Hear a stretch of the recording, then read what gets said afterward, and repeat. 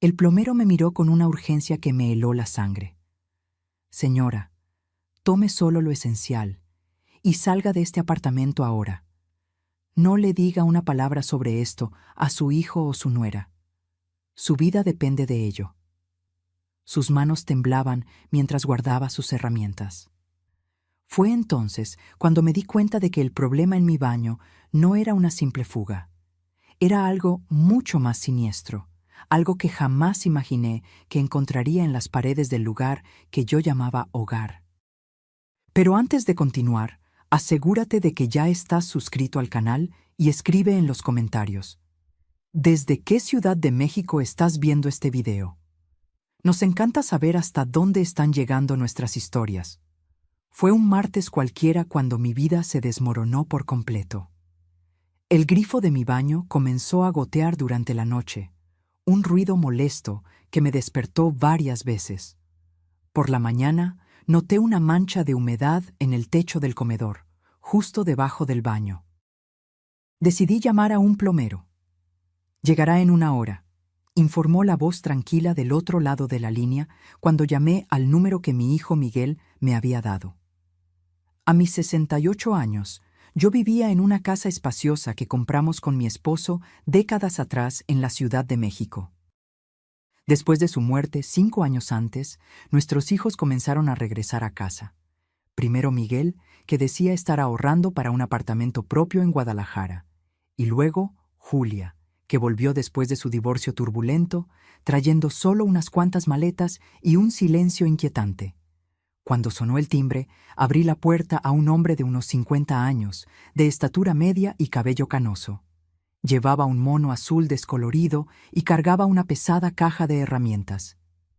«Señora Oliveira, soy Antonio, el plomero». Le mostré la mancha en el techo y lo llevé al baño de arriba. Examinó todo con atención profesional. «Necesito revisar las tuberías en el sótano también», dijo, «para entender el sistema completo». Le indiqué el camino y regresé a la cocina. Mientras esperaba, preparaba el almuerzo distraídamente. Julia todavía dormía. Sus horarios estaban completamente invertidos desde que regresó a casa, y Miguel estaba en el trabajo en la constructora. Casi 1 hora después, oí los pasos de Antonio subiendo las escaleras del sótano. Cuando me di vuelta para preguntar si había encontrado el problema, las palabras murieron en mi garganta. Su rostro estaba pálido y sus manos temblaban ligeramente. «Señora, ¿podemos sentarnos un momento?», preguntó, con una voz tensa que no coincidía con el profesionalismo tranquilo que había demostrado antes. Me senté a la mesa de la cocina, confundida. ¿Encontró algo serio en la fontanería? Antonio se quitó las gafas, limpiándolas nerviosamente antes de mirarme con una expresión grave. «Señora Oliveira, lo que encontré en su sótano no es un problema de fontanería». Hizo una pausa, como si eligiera cuidadosamente las palabras. «Hay algo instalado allí que no debería estar. Algo que fue puesto deliberadamente». Un escalofrío recorrió mi espalda. «¿Qué tipo de cosa?» «Un sistema conectado a la ventilación de su casa. Específicamente al conducto que lleva a su habitación». Negué con la cabeza, sin entender. «Debe ser parte de la remodelación que hicimos hace 2 años. Miguel contrató a un equipo para renovar el baño y parte del sistema de ventilación». Antonio se inclinó hacia adelante, bajando la voz. «Señora, ¿ha notado algún síntoma extraño en los últimos meses? ¿Fatiga inusual? ¿Dolores de cabeza frecuentes? ¿Mareos? ¿Confusión mental?». La pregunta me tomó por sorpresa. «Bueno, sí. Me he sentido más cansada últimamente, y los dolores de cabeza son casi diarios, pero soy una mujer de 68 años. Esas cosas son normales a mi edad». «¿Y sus hijos? ¿Presentan los mismos síntomas?». Pensé por un momento. «No, parecen estar bien de salud». Antonio respiró hondo. «Señora, necesito que me acompañe al sótano. Hay algo que necesita ver con sus propios ojos». Bajamos las chirriantes escaleras del sótano. El olor familiar a moho y humedad me recibió. junto con las cajas apiladas y los recuerdos familiares guardados por décadas. Antonio encendió su linterna y me guió detrás de la caldera, donde rara vez iba. Ahí, señaló. Al principio no vi nada anormal, solo tubos y conexiones que parecían ser parte del sistema normal de la casa. Luego, siguiendo el haz de luz de la linterna, noté algo diferente. Una serie de tubos más delgados, conectados a una caja metálica del tamaño de una tostadora. ¿Qué es eso?, pregunté, acercándome. Un dispositivo para liberar sustancias en el aire. ¿Ve estos tubos? Suben y se conectan directamente al sistema de ventilación de su habitación. Antonio señaló los pequeños depósitos con líquidos de diferentes colores y los temporizadores digitales parpadeando. Este sistema está programado para liberar dosis controladas de estas sustancias mientras usted duerme. ¿Sustancias? ¿Qué tipo de sustancias? Por lo que puedo percibir, son compuestos tóxicos diseñados para causar síntomas graduales que se asemejan a enfermedades naturales: fatiga, confusión mental, debilitamiento del sistema inmunológico. Con el tiempo, los efectos se volverían más severos. Toqué uno de los tubos con dedos temblorosos.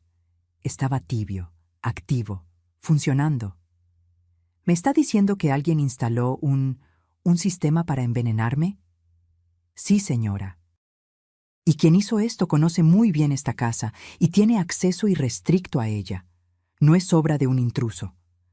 La realidad me golpeó como un puñetazo en el estómago. «Mis hijos», susurré, la voz casi desapareciendo. Antonio asintió gravemente.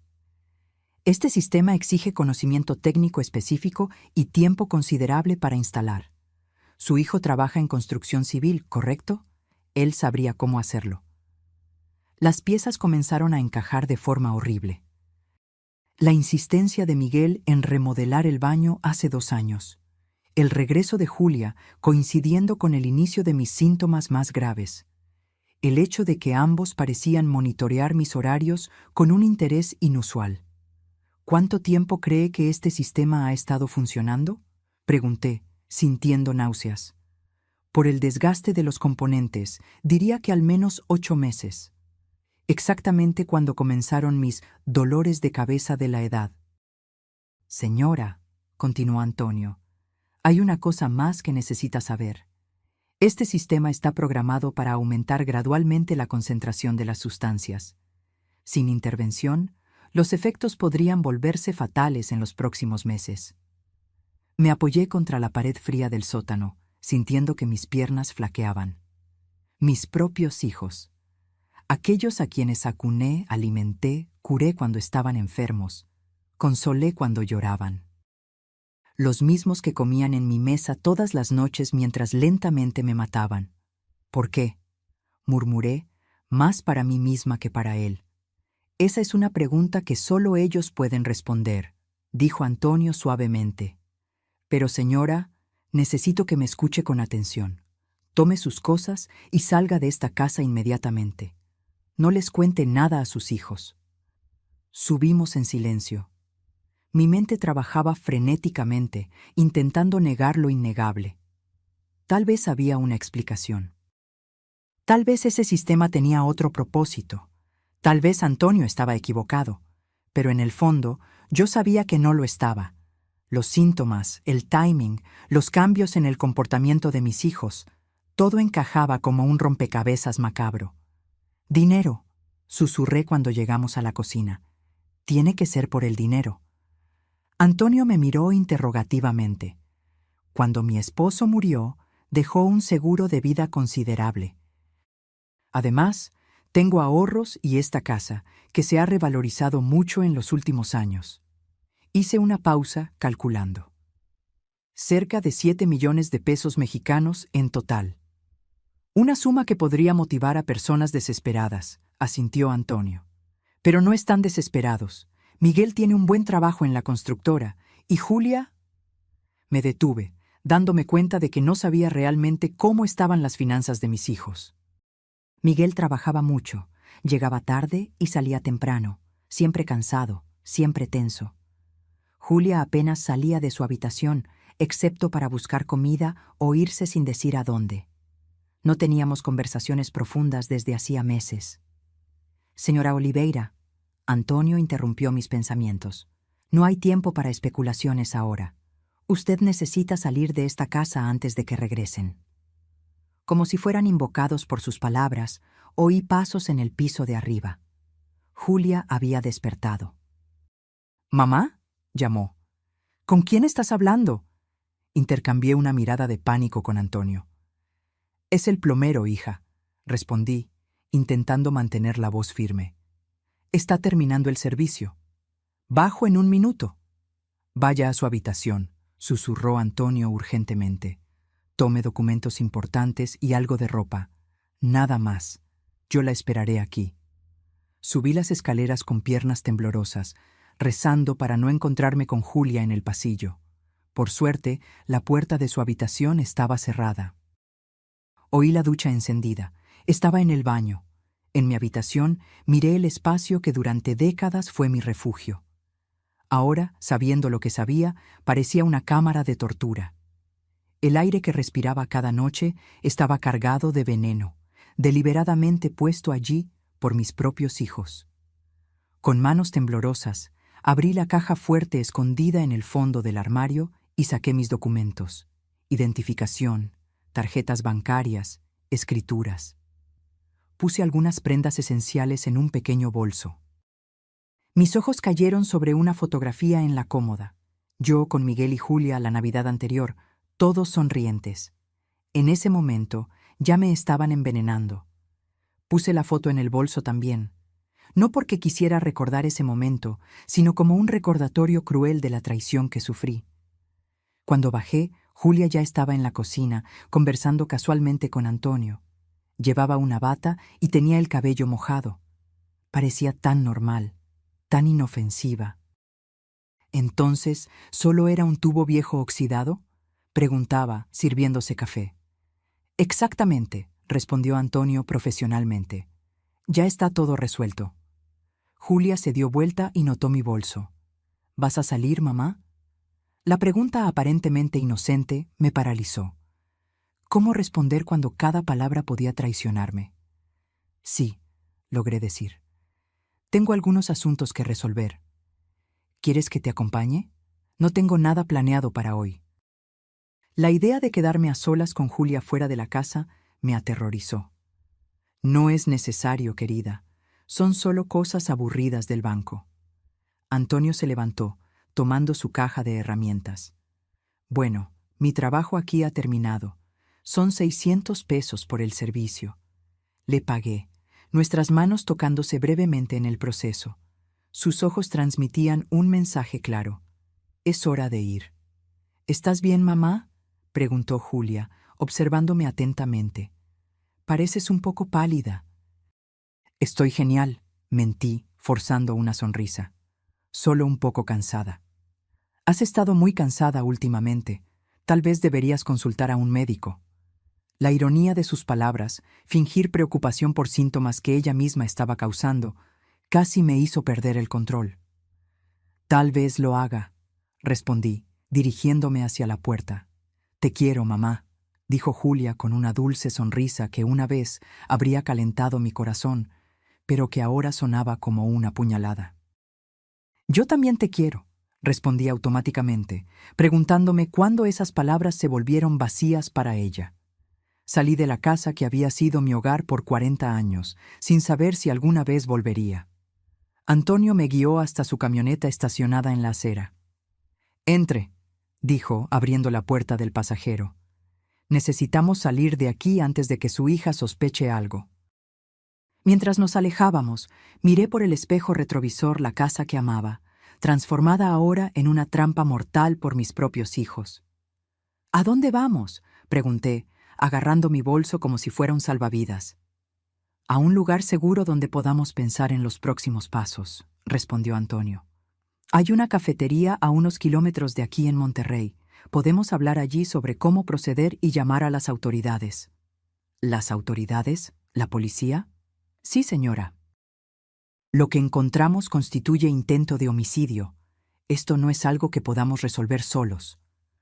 «Homicidio». La palabra resonó en mi cabeza. Mis hijos no eran solo ingratos o codiciosos, eran asesinos en potencia, asesinos que vivían conmigo, comían mi comida, fingían preocuparse por mí mientras meticulosamente ejecutaban mi muerte. No puedo creer que esto realmente esté pasando, murmuré, observando las calles familiares que ahora parecían extrañas y hostiles.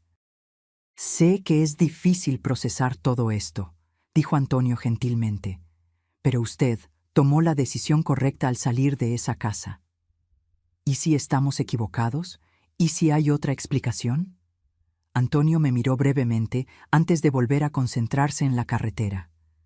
Señora, instalé sistemas de ventilación durante 15 años antes de convertirme en plomero. Lo que vi en su sótano no es un error o un malentendido. Es un dispositivo diseñado específicamente para dispersar sustancias químicas en el aire de su habitación. No hay explicación inocente para eso.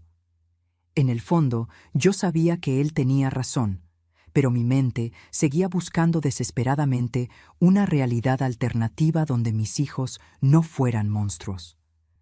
¿Cuánto tiempo cree que me quedaba?, pregunté en voz baja. Basado en los temporizadores y la concentración, yo diría que 2 o 3 meses más, a lo sumo. Sus síntomas habrían empeorado progresivamente hasta parecer una enfermedad natural. Habría desarrollado problemas respiratorios graves y falla orgánica. Habría muerto lentamente y nadie sospecharía nada. Lágrimas rodaron por mi rostro. ¿Cómo 2 personas pueden planear algo así? ¿Cómo pueden mirar a su propia madre a los ojos todos los días, fingiendo amor, mientras la matan? No tengo respuesta para eso, señora. Pero sé que personas capaces de esto no van a rendirse simplemente si son confrontadas. Si descubren que usted sabe la verdad, pueden acelerar sus planes o intentar algo más directo. Un escalofrío recorrió mi espalda. ¿Cree que vendrán por mí? Depende de la desesperación que tengan por el dinero y del compromiso con el plan original. Llegamos a una cafetería acogedora en el centro de Puebla, lejos de mi barrio. Antonio eligió una mesa en el fondo, lejos de las ventanas y cerca de una salida. Cuando me di cuenta de que estaba pensando estratégicamente en rutas de escape, la gravedad de mi situación me golpeó de nuevo. Una joven camarera se acercó para tomar nuestros pedidos. 2 cafés, por favor, dijo Antonio, y algo dulce para la señora. Ha tenido un día difícil. Mientras esperábamos los cafés, mi celular vibró. Era un mensaje de Julia. Mamá, ¿está todo bien? Hace un tiempo que saliste. Le mostré el mensaje a Antonio. Responda normalmente, aconsejó. Diga que está en el banco y que la fila está tardando. Escribí la respuesta con dedos temblorosos. Casi inmediatamente llegó otro mensaje. ¿Quieres que te recojamos después? Miguel llegará a casa en 1 hora. Ya están monitoreando sus movimientos, observó Antonio, la preocupación evidente en su voz. Esto significa que necesitamos actuar rápidamente. La camarera volvió con nuestros cafés y una rebanada de pastel de chocolate que no había pedido, pero por la que quedé agradecida. Necesitaba azúcar para procesar toda esa información. ¿Qué hacemos ahora?, pregunté, intentando mantener la calma. Primero, necesitamos pruebas concretas, respondió Antonio. Puedo volver a su casa esta tarde con el pretexto de verificar si hay fugas adicionales. Tomaré fotos detalladas del dispositivo y, si es posible, muestras de los productos químicos. Luego, llamaremos a la policía con suficiente evidencia para que no puedan negarlo. Y mientras tanto, ¿dónde me quedo? ¿Tengo algún pariente o amigo con quien pueda quedarme? Pensé en mis opciones. Mi hermana vivía en otro estado y no nos hablábamos desde hacía años. Tenía algunos amigos cercanos, pero involucrarlos en esto parecía peligroso. Un hotel, sugerí finalmente. Anónimo, lejos de mi barrio. Antonio asintió y sacó una tarjeta de su bolsillo, escribiendo un número en el reverso. Este es mi número personal. Llame inmediatamente si sus hijos intentan contactarla de forma insistente o si nota algo extraño. Tomé la tarjeta, sintiéndola como un salvavidas. Antonio, ¿por qué me está ayudando? Ni siquiera me conoce. Tomó un sorbo de café antes de responder, sus ojos fijos en un punto distante más allá de la ventana. Perdí a mi madre hace 5 años. Murió de un cáncer agresivo, pero meses antes del diagnóstico se quejaba de síntomas extraños que los médicos no lograban explicar. Fatiga extrema, problemas respiratorios, debilidad generalizada. Hizo una pausa, respirando hondo. Solo después de que murió, descubrimos que mi hermano estaba adulterando sus medicamentos y robando sus ahorros. ¡Dios mío!, exclamé horrorizada. No pude salvar a mi madre porque no vi las señales a tiempo. Pero cuando vi lo que estaba sucediendo en su casa, supe que tenía una segunda oportunidad de hacer lo correcto. Sus palabras me conmovieron profundamente. Un extraño arriesgando su tiempo y seguridad para ayudar a una señora mayor que acababa de conocer. ¿Su hermano fue arrestado? Sí, pero solo por el robo. Cuando descubrimos lo de la medicación, ya era demasiado tarde para probar que contribuyó a su muerte. Por eso quiere reunir pruebas sólidas ahora. Exactamente. No quiero que sus hijos escapen de las consecuencias de lo que hicieron. Mi celular vibró de nuevo. Esta vez era Miguel. Mamá, Julia dijo que saliste hace horas. ¿Está todo bien? ¿Dónde estás? Respondí que estaba en el banco y que luego haría algunas compras. La respuesta vino inmediatamente. ¿Qué banco? Puedo ir a recogerte. La insistencia de él en saber exactamente dónde estaba comenzó a parecer menos preocupación y más control. Están poniéndose ansiosos, dijo Antonio, observando los mensajes. Probablemente se dieron cuenta de que usted ha estado fuera más tiempo de lo normal. ¿Qué les digo? Mantenga respuestas vagas pero tranquilizadoras. Diga que está bien y que volverá pronto. Hice como él sugirió, pero las respuestas seguían llegando, cada vez más insistentes. Entonces Miguel llamó. «Conteste», orientó Antonio. «Pero sea cuidadosa con lo que dice». «Hola, hijo», respondí, intentando sonar casual. «¿Dónde estás, mamá?» Su voz estaba tensa, controlada. «Julia dijo que saliste con un bolso. ¿Vas a pasar la noche fuera?» «No, querido, solo llevé algunos documentos para resolver en el banco». «¿Qué documentos? ¿Qué banco?»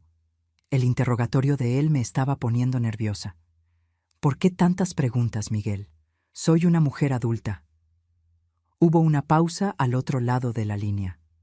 «Disculpa, mamá. Es que has estado actuando extrañamente en el último tiempo. Julia y yo estamos preocupados por tu salud». La ironía de sus palabras, fingir preocupación por los síntomas que él mismo causaba, hizo que mi estómago se revolviera. «Estoy perfectamente bien», respondí con firmeza. «Tal vez deberías consultar a un médico. A tu edad, es importante hacerse exámenes regulares». Comprendí su estrategia. Querían que yo fuera al médico para documentar mis síntomas, crear un historial médico que respaldara la idea de que estaba desarrollando una enfermedad natural. «Voy a pensarlo», dije, queriendo terminar la conversación. «Te veo más tarde. Te quiero, mamá». Las palabras, una vez preciosas, ahora sonaban vacías y manipuladoras. «Yo también te quiero», respondí automáticamente, dándome cuenta de que era la segunda vez ese día que mentía sobre eso. Después de colgar, noté que mis manos temblaban violentamente. Antonio las cubrió con las suyas, un gesto reconfortante que me sorprendió. «Usted no está sola en esto», dijo gentilmente. «Vamos a resolverlo todo». Pagamos los cafés y fuimos a un hotel modesto en el centro de Tijuana. Antonio habló con el recepcionista, reservando una habitación a su propio nombre para que nadie pudiera rastrearme. «Habitación 215», dijo, entregándome la llave. «Cierre la puerta con llave y no abra a nadie más que a mí. Si necesita algo, llame al servicio de habitaciones». «¿Cuándo volverá a mi casa?» «En aproximadamente 2 horas». Diré que recibí una queja de otro cliente sobre un problema similar y quiero verificar si el arreglo en su casa está funcionando correctamente. Es una práctica común en mi profesión, así que no levantará sospechas. Antes de irse, Antonio dudó. «Señora, necesito preguntarle algo. ¿Tiene un testamento? La pregunta me tomó por sorpresa. Sí. ¿Por qué? ¿Sus hijos son los únicos beneficiarios? Sí, todo se divide por igual entre Miguel y Julia. Él asintió gravemente. Eso confirma el motivo. Sin usted, heredarían inmediatamente una suma considerable.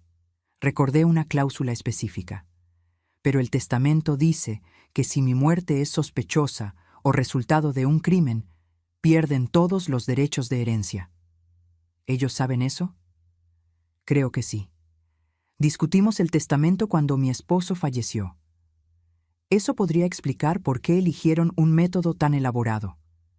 Si su muerte pareciera natural, resultado de una enfermedad gradual, nadie cuestionaría el testamento.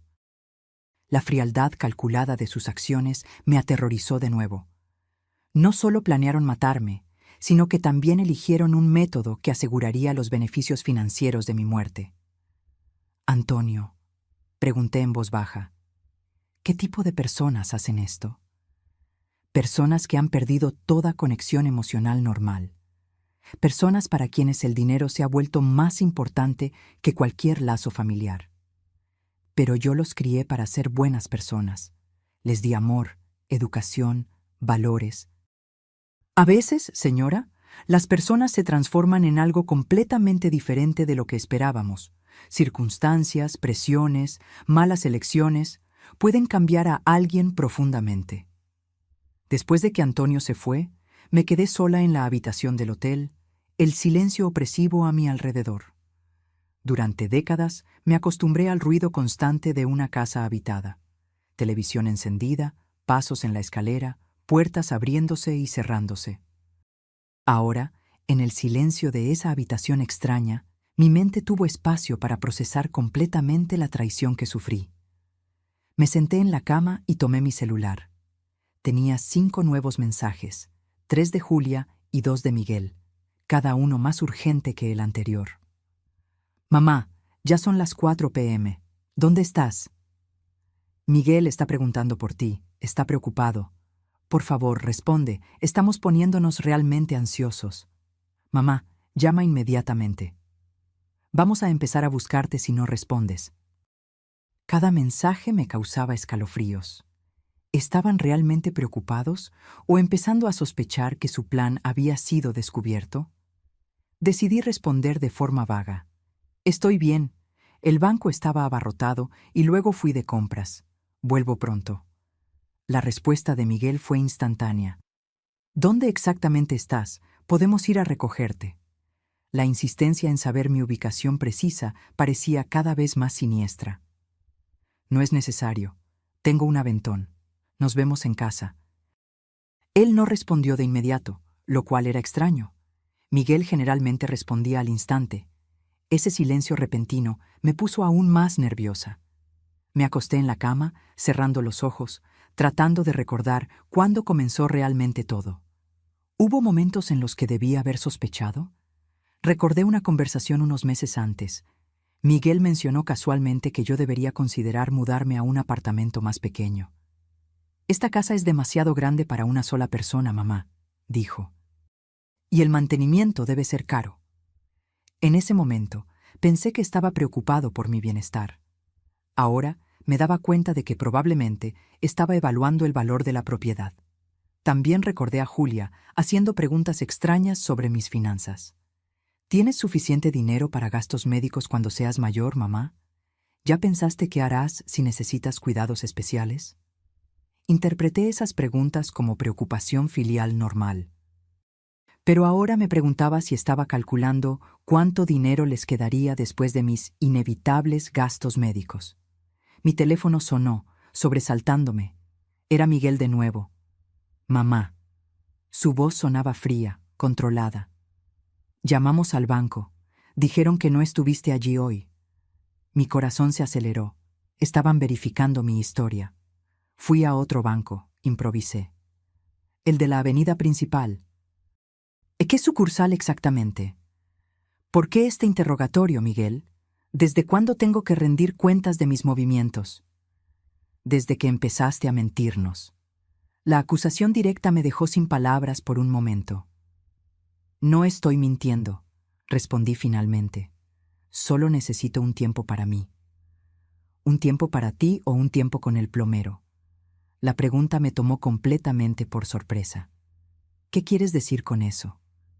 Julia los vio a los dos saliendo juntos. Entraste en su camioneta. ¿A dónde te llevó? Entonces lo sabían. Julia debe haber mirado por la ventana cuando partimos. El miedo se intensificó dentro de mí. Él me dio un aventón al banco, intenté explicar. Más mentiras. La voz de Miguel se volvió aún más fría. Mamá, has estado actuando muy extraño últimamente. Primero, olvidos constantes. Luego, confusión mental. Ahora, mentiras y comportamiento errático. Estamos realmente preocupados por tu salud mental. Me di cuenta de su estrategia. Estaban construyendo una narrativa donde yo era una anciana confusa y paranoica, potencialmente con demencia. Si yo los acusaba del envenenamiento, sería solo una señal más de mi supuesta condición mental deteriorada. Estoy perfectamente lúcida, Miguel. Entonces, ¿por qué huir con un extraño? ¿Por qué mentir sobre dónde has estado? ¿Por qué no contestar nuestras llamadas? Mi celular vibró de nuevo con cada pregunta que sonaba razonable, viniendo de un hijo preocupado. Pero yo conocía la verdad sombría detrás de esa preocupación. Miguel, voy a colgar ahora, dije con firmeza. Hablaremos cuando vuelva a casa. Mamá, espera. Intentó protestar, pero terminé la llamada. Casi inmediatamente, Julia me envió un mensaje. Mamá, Miguel está muy molesto. Necesitamos saber dónde estás. Por favor, dinos la verdad. Mi cabeza palpitaba. Todo lo que construí durante décadas, la familia que amaba, el hogar que cuidé con tanto cariño, se estaba desmoronando en cuestión de horas. Puse el celular en modo silencio y lo guardé en el bolso, incapaz de lidiar con más mensajes o llamadas.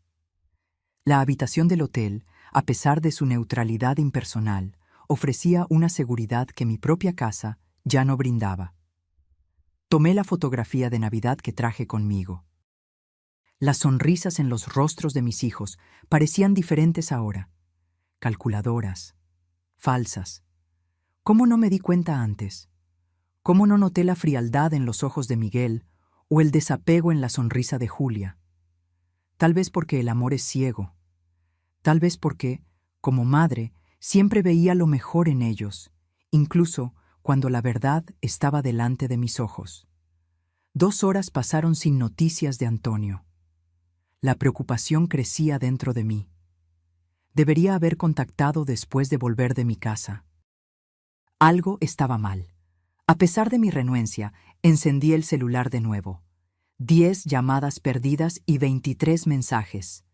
El más reciente, de Miguel, enviado hacía solo 5 minutos, me heló la sangre. Tu amigo plomero regresó. Estamos teniendo una conversación interesante. Mi primer instinto fue llamar a Antonio, pero me detuve antes de presionar el botón. ¿Y si Miguel había tomado su celular? O peor, ¿y si le habían hecho algo? La idea de que mis hijos pudieran lastimar a alguien era impensable hasta hace unas horas. Ahora parecía terriblemente posible. Marqué el número de la policía con dedos temblorosos. «Emergencia. ¿Cuál es su problema?», preguntó una voz femenina. Necesito denunciar un intento de asesinato», dije, mi voz casi un susurro. «Señora, ¿puede hablar más fuerte? ¿Quién está intentando asesinar a quién?» «Mis hijos», respondí, la realidad de las palabras golpeándome de nuevo. «Mis hijos están intentando matarme lentamente. Encontramos un dispositivo en el sótano de mi casa, liberando sustancias tóxicas en el sistema de ventilación de mi habitación». Hubo una pausa al otro lado de la línea. «Señora, ¿cuál es su nombre completo y ubicación actual?» «María Oliveira. Estoy en el Hotel Central, habitación 215. «Ah, ¿y dónde están sus hijos ahora?» «En mi casa. Ellos pueden haberle hecho algo al hombre que descubrió el dispositivo. Un plomero llamado Antonio. Permanezca donde está, señora. Enviaremos una patrulla al hotel y otra a su residencia. no salga de su habitación y no se contacte con sus hijos. Después de colgar, me senté en el borde de la cama, temblando. Realmente había sucedido. Había denunciado a mis propios hijos a la policía.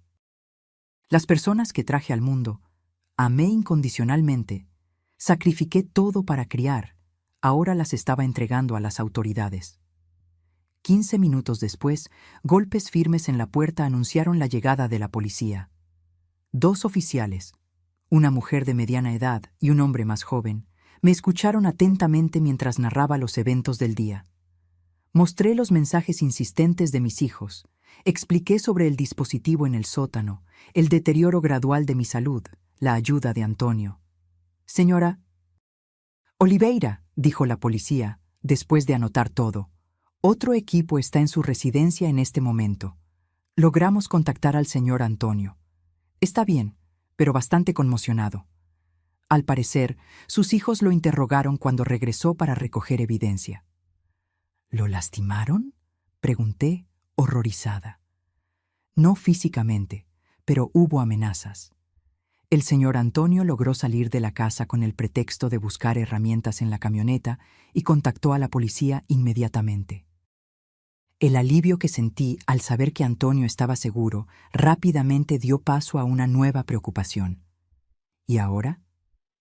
Necesitamos que usted nos acompañe a la estación de policía para formalizar la denuncia. Mientras tanto, un equipo forense está verificando su casa.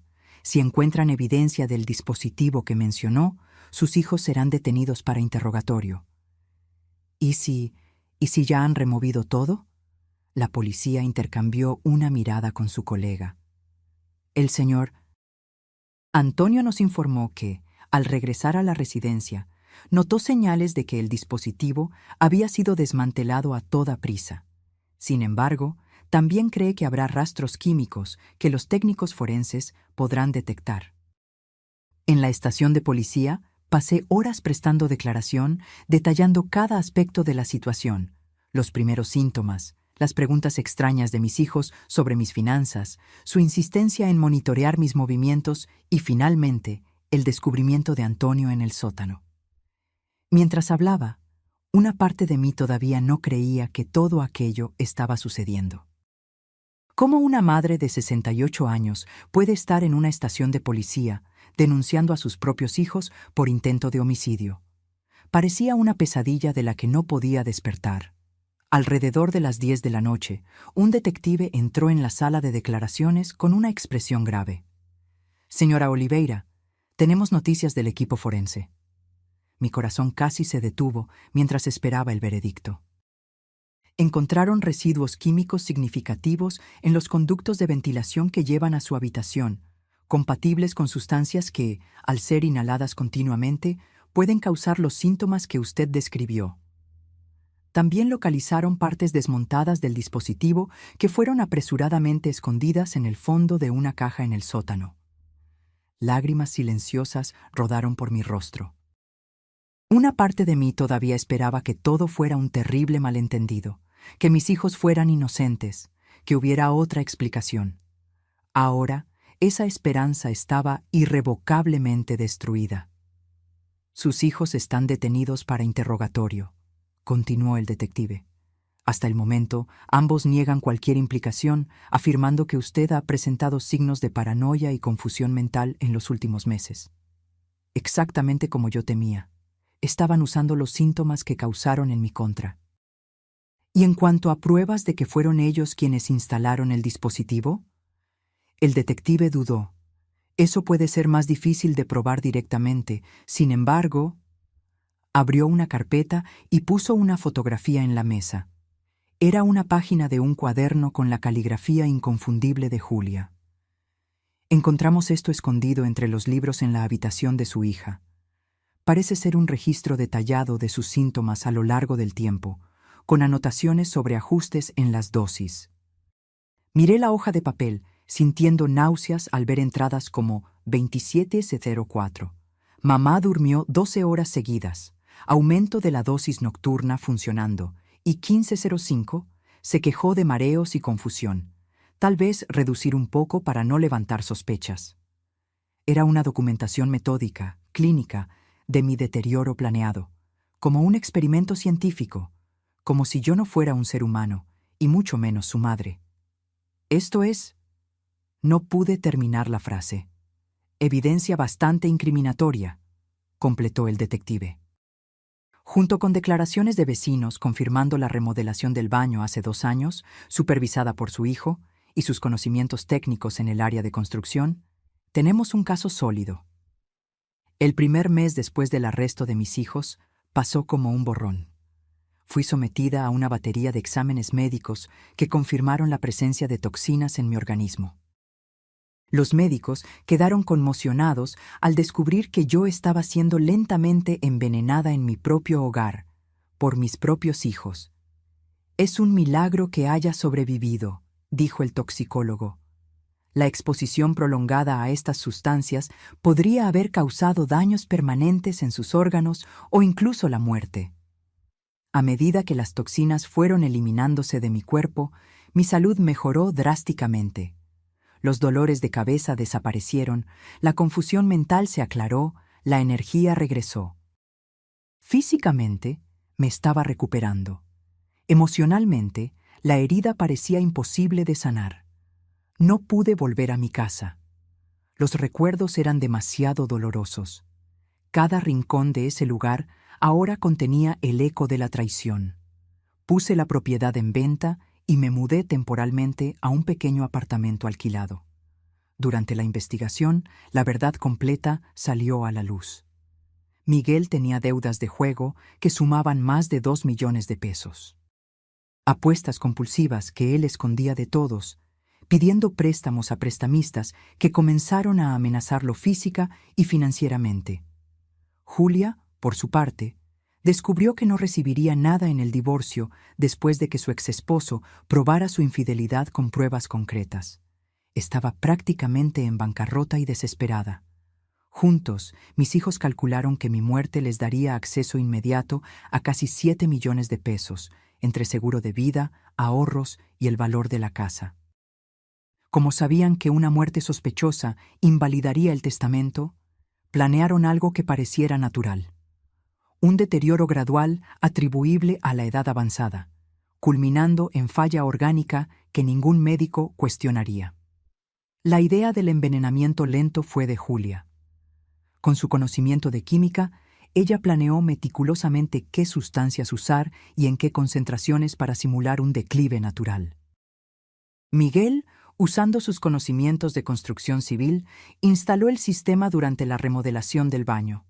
El juicio fue una pesadilla.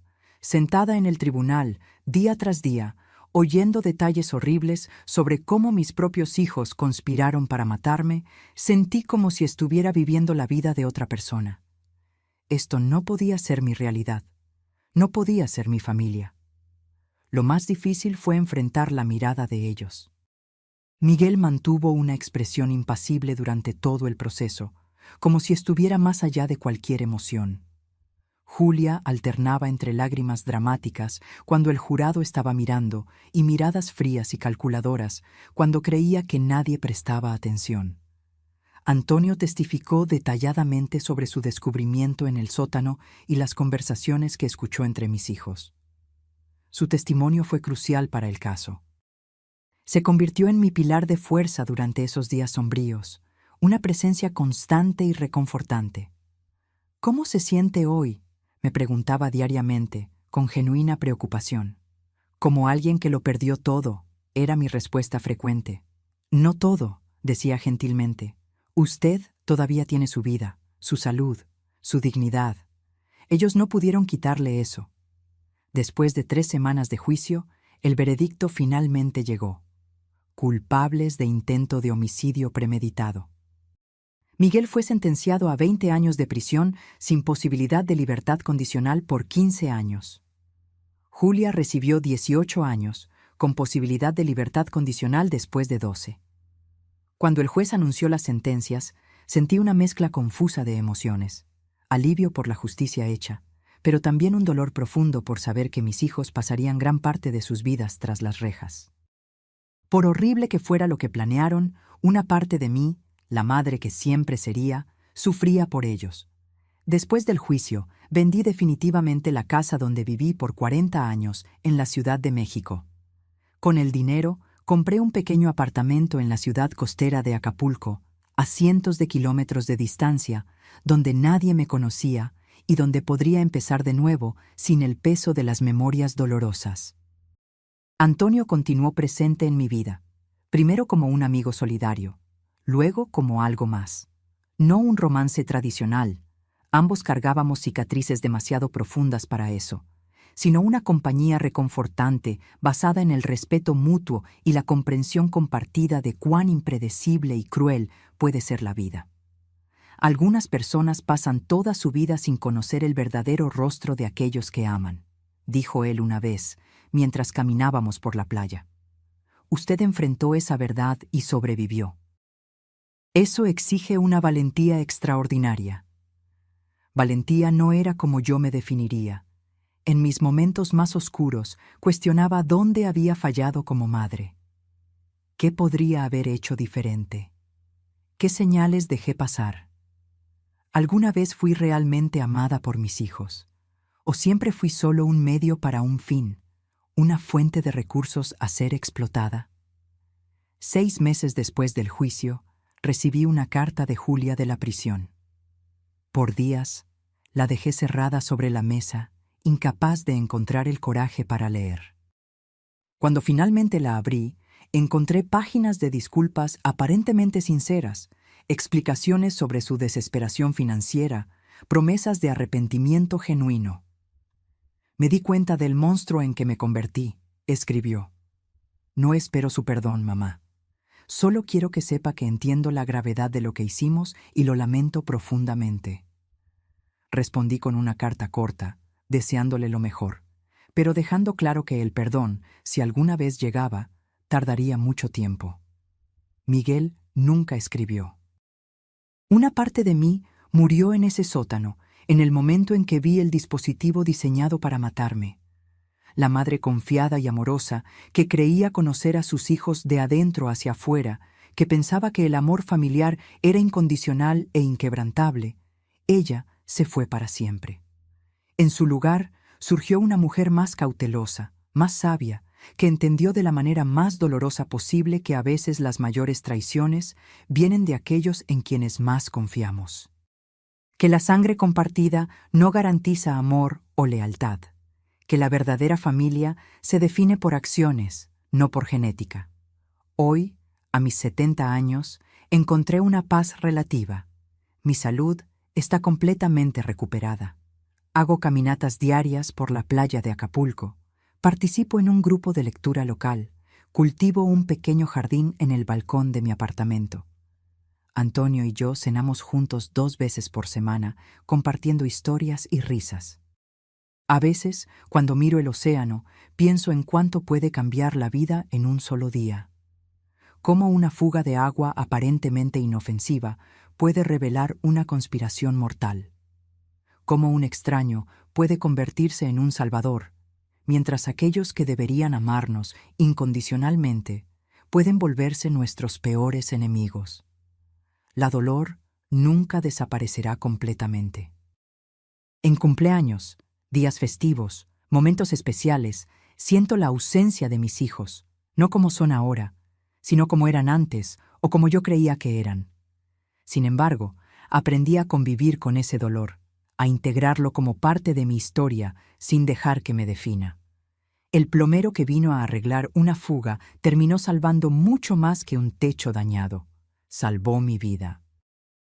Y me enseñó que, a veces, la salvación viene de los lugares más inesperados, mientras que las amenazas pueden esconderse donde menos esperamos.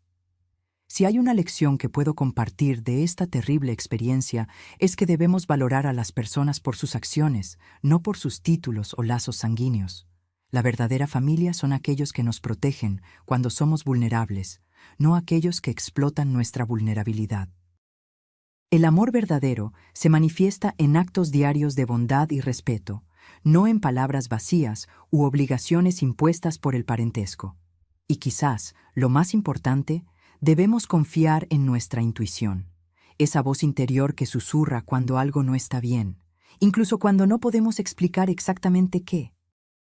Si hubiera prestado atención a las pequeñas señales, a los cambios sutiles en mis hijos, a las preguntas extrañas, a las miradas desviadas, tal vez podría haber evitado acercarme tanto a la muerte. Cuando la gente me pregunta sobre mis hijos, respondo simplemente que estamos distanciados. Es más fácil que explicar la verdad completa, que ver el horror y la lástima en los ojos de los demás. Para el mundo, soy solo una señora mayor que vive sola junto al mar. Nadie necesita saber que soy una superviviente de una de las formas más crueles de traición. La fuga en el techo de mi antigua casa en la Ciudad de México reveló mucho más que un problema estructural. Reveló la verdadera naturaleza de las personas que yo creía conocer completamente. Reveló la fragilidad de las relaciones familiares cuando son puestas a prueba por la desesperación y la codicia. Reveló que, a veces, los extraños pueden mostrar más humanidad que nuestra propia sangre. En algunas noches, todavía me despierto sobresaltada, pensando haber oído pasos en el pasillo o imaginando que estoy de vuelta en esa casa, respirando veneno sin saberlo. El trauma deja marcas que el tiempo atenúa, pero nunca borra completamente. Otras supervivientes de violencia doméstica me dicen que esa sensación de alerta constante, esa dificultad para confiar de nuevo, es normal, que forma parte del proceso de curación. Que un día, tal vez, lograré dormir sin verificar 2 veces si las puertas están cerradas o sin analizar el comportamiento de las personas a mi alrededor en busca de señales de falsedad. Antonio entiende esto mejor que nadie. Él perdió a su madre por su propio hermano y carga una culpa que resuena con la mía, la culpa de no haber notado las señales a tiempo. Tal vez por eso nos conectamos tan profundamente. Ambos conocemos el dolor específico de ser traicionado por aquellos que deberían protegernos. ¿Sabe lo que me ayudó a seguir adelante?, me preguntó una vez. Darme cuenta de que, a pesar de todo lo que pasó, todavía existen personas buenas en el mundo, que por cada persona capaz de traición hay otras capaces de actos extraordinarios de bondad. Intento aferrarme a esa verdad en los días malos. Recuerdo que, el mismo día en que descubrí que mis hijos planeaban mi muerte, también descubrí que un extraño arriesgó su seguridad para salvar mi vida. La vida es así, luz y sombra entrelazadas. El mismo mundo que alberga monstruos también alberga héroes. La misma existencia que nos trae dolor inimaginable también ofrece momentos de belleza inesperada. Cuando me siento en mi balcón observando la puesta de sol en Acapulco, siento gratitud por la segunda oportunidad que recibí. Por poder respirar sin miedo, por haber descubierto la verdad antes de que fuera demasiado tarde, por haber encontrado una fuerza que no sabía poseer. No sé lo que el futuro les depara a mis hijos. Si algún día se arrepentirán verdaderamente, si algún día volverán a mi vida de alguna forma. No sé si algún día lograré perdonarlos completamente. Lo que sí sé es que, a pesar de todo lo que perdí, gané algo precioso, la verdad.